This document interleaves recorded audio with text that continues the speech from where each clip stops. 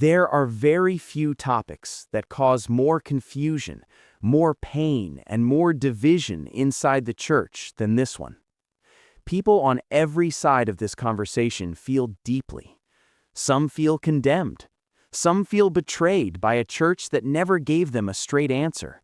And some feel like speaking honestly about this subject at all makes you a target. So, I want to do something that I think is genuinely rare. I want to open the Bible, read what it actually says, define the terms carefully, and do it without flinching and without cruelty. Because I've noticed that most people have never actually sat with the biblical texts on this subject. They've sat with someone else's conclusions about those texts, and those are very different things. So let's fix that today. Before we look at a single verse, we need to establish something important. The Bible is not primarily a rule book. It's a story about a God who creates, who is rejected, and who relentlessly pursues the people he made. That matters here, because every ethical teaching in Scripture exists inside that story. Pulled out of that story, commands become cold. Inside it, they make sense. Keep that in mind as we go. Now, let's talk about what the Bible actually says. There are a small number of passages that directly address this subject, and I want to walk through them honestly.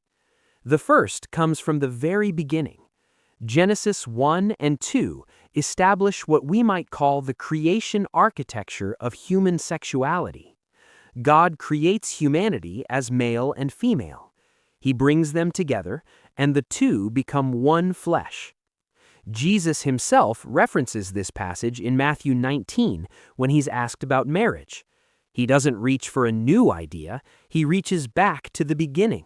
One man, one woman, one flesh. This is the foundation the rest of Scripture builds on. Then we get to the passages people argue about most. Leviticus 18 and 20 include same-sex relations in a list of sexual prohibitions.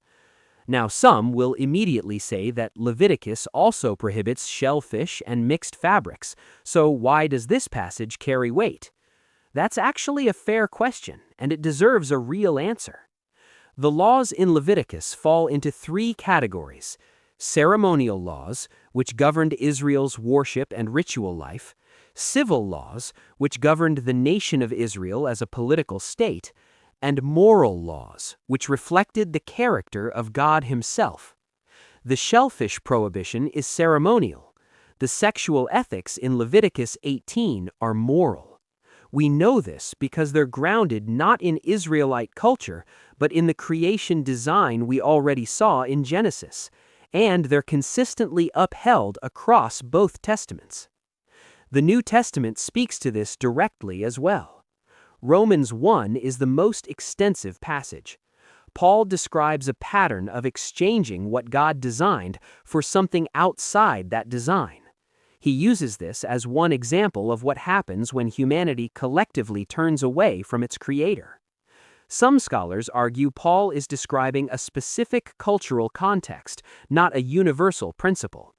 But when you read the passage in full, Paul anchors his argument in creation itself, not in Roman culture. He's not writing about a local problem, he's writing about a human pattern. 1 Corinthians 6 and 1 Timothy 1 both include terms that most New Testament scholars translate as referring to same-sex sexual activity in lists described as outside God's design.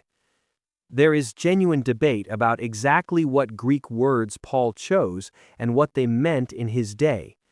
That debate is real and worth taking seriously. But the honest reading of the full weight of Scripture, from Genesis through Paul, points consistently in one direction. Now here is where I need to stop and say something clearly. The Bible distinguishes between what a person experiences and what a person does. Temptation is not the same as sin. Attraction is not the same as action. This distinction matters enormously because there are people sitting with this video right now who experience same-sex attraction and have spent years in shame about something they never chose to feel. And to those people specifically, I want to say this. Your experience of temptation does not make you uniquely broken. Every human being carries desires that Scripture would describe as outside God's design.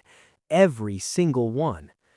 Paul himself wrote about a struggle within himself, a pull towards something he knew was wrong, something he described as a thorn he begged God to remove. God did not remove it. Instead, he said, "My grace is sufficient for you." That is not a minor footnote. That is the heartbeat of the gospel. I also want to be honest about something the church has often gotten wrong. There is a way to hold a biblical conviction and still treat people with dignity, warmth, and genuine love. And there is a way to hold that same conviction as a weapon. The second approach has caused enormous damage. People have been driven away from God not by the Bible, but by the way Christians used the Bible against them. That is not a small failure. And it does not reflect the Jesus who sat with outcasts, touched the untouchable, and reserved his harshest words not for those struggling with desire, but for the religious leaders who used God's law to crush people instead of restore them. If your theology produces contempt, something has gone wrong. So, what does the Bible say about this subject? It says that God designed human sexuality with a specific purpose and a specific shape. It says that any sexual expression outside that design, whether heterosexual or otherwise, falls short of that purpose. And it says that no one who struggles with desire in any direction is beyond the reach of grace. The same gospel that Paul said transformed him is available to everyone. The same Spirit that gives power to resist what we know is wrong is available to everyone. The same promise that nothing in all creation can separate you from the love of God is available to everyone. I want to end with this.